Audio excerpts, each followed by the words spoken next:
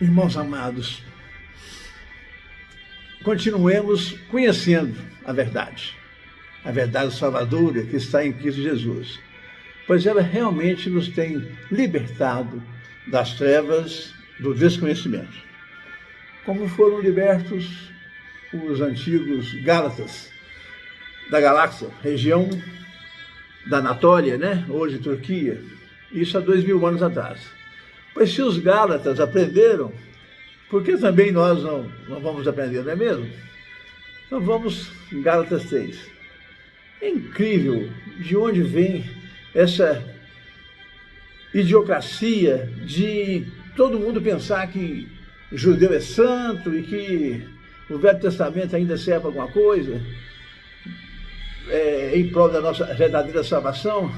Então é terrível. Vamos falar sobre Gálatas 3, mas não sem antes um pequeno, ligeiro retrospecto. No ano 33 dessa era comum, Cristo foi crucificado. No ano 36, Paulo, até então inimigo da Igreja de Cristo, foi, em espírito, convertido pelo próprio Cristo, com quem aprendeu tudo, sem ninguém lhe ensinar coisa alguma. Assim, instruído pelo Espírito do Senhor, conforme Atos 26, né, de 14 a 18, foi prontamente enviado a nós, os gentios, para nos evangelizar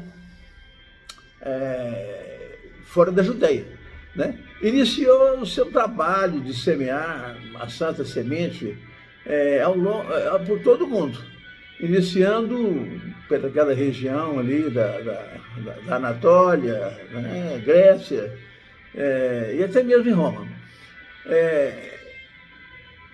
Em dezenas de cidades, ele criou e deixou, posteriormente, congregações que foram muito importantes para os demais apóstolos. Por exemplo, João e Maria, mãe de Jesus, faleceram em Éfeso, uma das primeiras igrejas geradas por Paulo, que amava as suas congregações como o sentido da sua própria vida, mantendo o controle doutrinário através de suas várias cartas, que são as 14 epístolas do nosso Evangelho, né? Outros apóstolos permaneceram na Judéia, onde também houve milhares de convertidos. Entretanto, a igreja de Jerusalém, com frequência, exercia má influência sobre as demais igrejas geradas por Paulo, fora de Jerusalém, perturbando o ensino de Paulo, que era rigoroso quanto à nova aliança, pregando apenas a Cristo e este crucificado, né? 1 Coríntios 1, 23, 2 Coríntios 3, sem observância alguma de preceitos da antiga aliança, ou da lei de Moisés. Mas o mesmo não acontecia em Jerusalém, onde, numa política de boa vizinhança com os judeus, crescia uma espécie de doutrina cristão judaizante. Explicando melhor, isso quer dizer uma mistura do Evangelho de Cristo, mas guardando preceitos da antiga aliança. Assim, Paulo demonstrou sua indignação com isso, com essa tendência judaizante, manifestada já há 2000 anos atrás, em suas várias epístolas, mas principalmente na epístola aos Hebreus e aos Gálatas. Sobre o que estamos falando? Sobre os Gálatas hoje, né? Já que tal insensatez, né, que Paulo chama os Gálatas de insensatos naqueles dias, porque eles aprenderam, praticadas naqueles dias, estão também entre nós até aos dias de hoje, com várias práticas de ensino, pregação e utilização de preceitos da antiga aliança, como se necessário fosse. Talvez, será que só porque a Igreja Católica do século IV resolveu montar o livro da Bíblia, colocando a antiga aliança em cima da nova? Paulo, contudo, quer mostrar ao verdadeiro crente que a antiga aliança é coisa velha, é antiquada, não praticável mais, e deveria até mesmo desaparecer, conforme ele é rigoroso lá em Hebreus 8:13.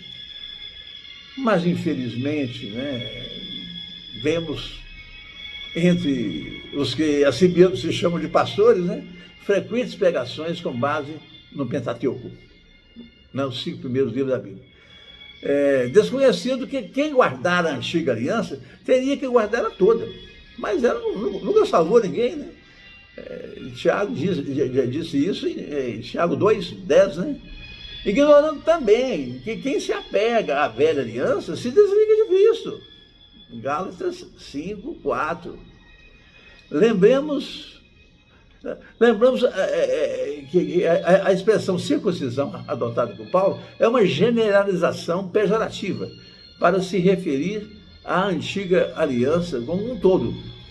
Assim, os Gálatas se corrigiram, mas até hoje, em nossos dias, líderes religiosos se recusam a aprender com o que os Gálatas aprenderam. E já decaídos de Cristo, já sem unção, Gálatas 5:4, como sem unção eram os da antiga aliança, porque pregavam e ensinavam preceitos da antiga aliança, que não carece de unção para poder pregar a antiga aliança, entendeu? Como contar histórias de Davi, Gideon, Josué e outros heróis da Bíblia, né? Etc. Como também é fácil se cobrar dízimo dentro da antiga aliança, porque inventam, torcem, espremem, ou incutir campanha do Vale do Sal, né? Você passar pelo Vale do Sal, ou fazer você pensar que é preciso 318 pastores orando por você. Acredita em tudo. Que você também tem que derrubar os muros de Jericó e acreditar que está sendo ungido com azeite que veio lá de Israel. Comprando água que veio do Rio Jordão. Irmãos, como são insensatos. É assim que Paulo chama quem acredita nessas coisas. Adotam campanha do cajado, porque Moisés fazia milagres com seu cajado. Ensinam que não podem trabalhar no sábado, nem comer carne de porco, etc. Então, vamos interpretar juntos o capítulo 3 de Gálatas e ver o quanto aquela epístola é adequada à crítica do que ocorre nos dias de hoje. Ó crentes insensatos, quem foi que enfeitiçou vocês? Na minha pregação a vocês, eu fiz uma descrição perfeita da crucificação de Cristo. Quero apenas que você me responda uma coisa. Vocês receberam o Espírito Santo de Deus por terem feito alguma coisa que a antiga aliança manda? Ou por terem ouvido a mensagem do Evangelho do Reino e nela crido? Como podem ser assim tão sem juízo? Começaram suas vidas cristãs pelo poder do Espírito Santo. E agora querem voltar para a carne.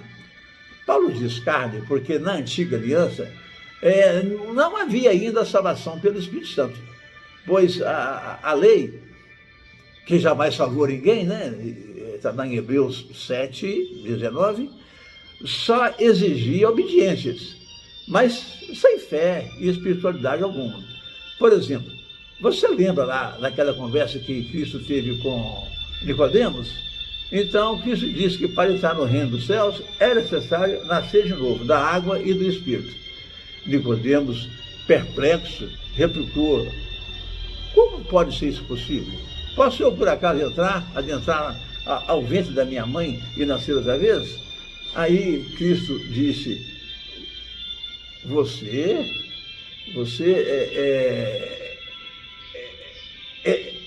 é mestre aqui em Jerusalém e não sabe das coisas espirituais, né?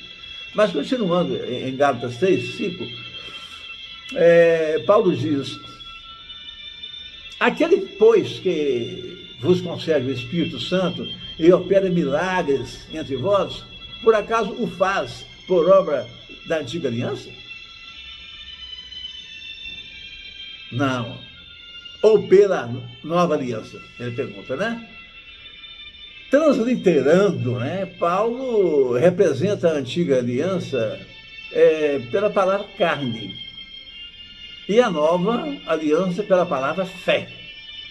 De igual modo, Paulo, como quem quer explicar melhor o sentido, o objetivo das duas alianças, separa Abraão da lei e o associa unicamente à fé a ser alcançada, né, por nós todos, conforme aconteceu,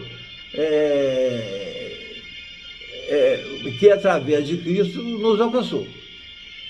O que é mostrado por Paulo em Gálatas 3, de 6 a 9, afirmando que em Abraão Deus pré-anunciou Cristo e seu evangelho, pois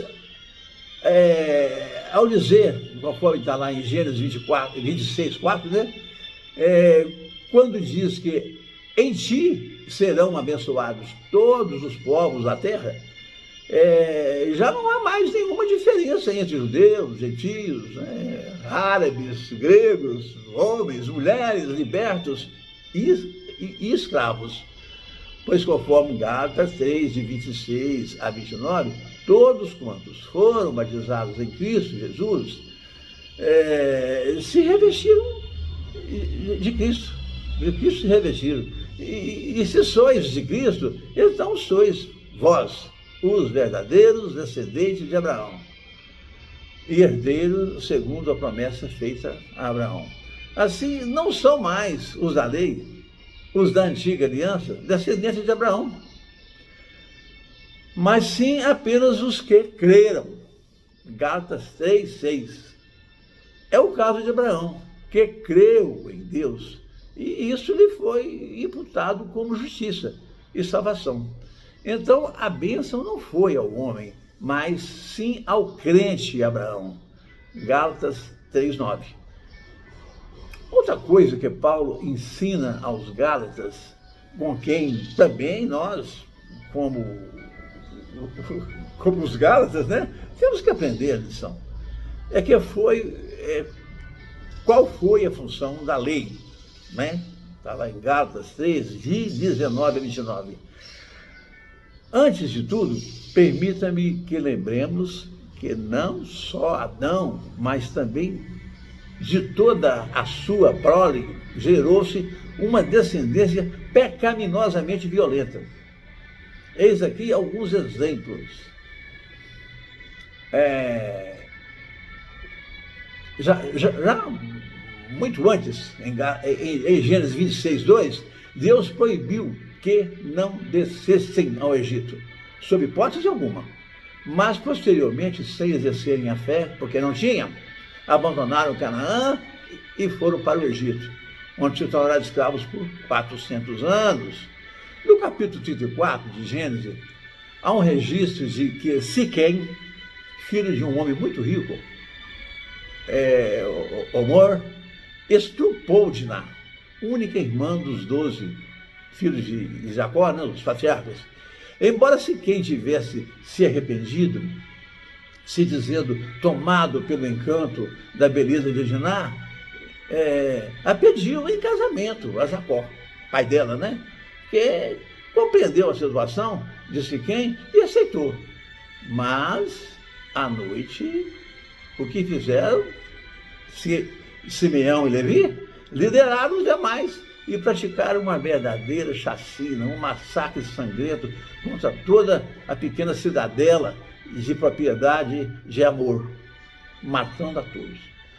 No capítulo 37, por ciúmes de Jacó confiar mais em José do que neles, decidiram matar José, o que só não aconteceu porque Judá, não permitindo, sugeriu que, ao invés de matar José, que ele fosse vendido como escravo, mentindo ao próprio pai, falando que José foi comido por um leão. O grande Davi, a quem aprendemos a amar tanto devido aos seus feitos heróicos e seus lindos salmos proféticos e de adoração, não teve compaixão de tramar a morte de Urias, para que a mulher dele ficasse viúva e casasse com ele. Mesmo perto da morte, Davi orientou Salomão, novo rei, a matar Adonias e Joabe, né? Seu filho e seu general, que lhe foi fiel a vida toda. Sem contar que, né, conforme Mateus 23 a 37, o Jesus simplifica, dizendo que os judeus matavam os profetas, que Deus enviava para, durante o período da lei, corrigisse as desobediências. Enfim, Paulo explica a razão da lei, conforme em Gálatas 3, de 19 a 29. Diz que foi para que os judeus fossem guardados pela obediência, até que aprendessem valores espirituais de bondade e de compaixão, como Cristo exortou que eles fizessem, né? Conforme está lá em Mateus 9, 13, mencionando Oséias 6, né? Ide e aprendei o que significa misericórdia, quero, sacrifício, não quero.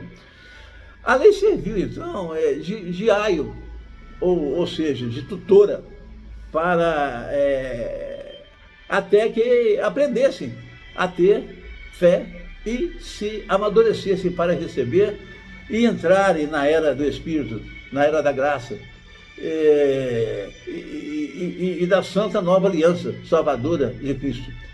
Pelo que aconteceu, que muitos foram salvos, né, se converteram, exceto os religiosos, que até hoje foram amaldiçoados, conforme próximo vídeo que faremos, pois até hoje se consideram salvos e nem sequer são mais descendentes de Abraão, porque descendentes de Abraão são os que creram e eles não creram.